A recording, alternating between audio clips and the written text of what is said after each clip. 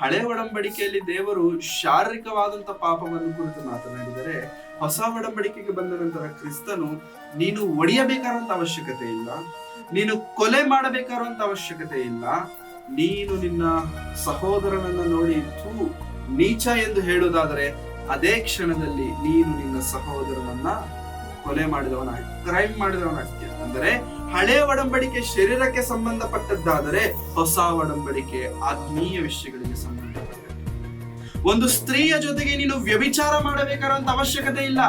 ನಿನ್ನ ಹೃದಯದಲ್ಲಿ ಆಕೆಯನ್ನು ಕುರಿತು ಕೆಟ್ಟದಾಗಿ ಯೋಚನೆ ಮಾಡಿದ ಕ್ಷಣದಲ್ಲೇ ನೀನು ಆಕೆಯೊಂದಿಗೆ ವ್ಯಭಿಚಾರ ಮಾಡ. ಅಂದ್ರೆ ದೇವರು ಹೊಸ ಒಡಂಬಡಿಕೆಗೆ ಬಂದ ತಕ್ಷಣ ಶರೀರದ ಭಯಕ್ಕಿಂತ ಹೆಚ್ಚಾಗಿ ಆತ್ಮೀಯ ಭಯವನ್ನ ಹೆಚ್ಚಾಗಿ ದೇವರು ಪ್ರಬೋಧಿಸುತ್ತಿದ್ದಾರೆ.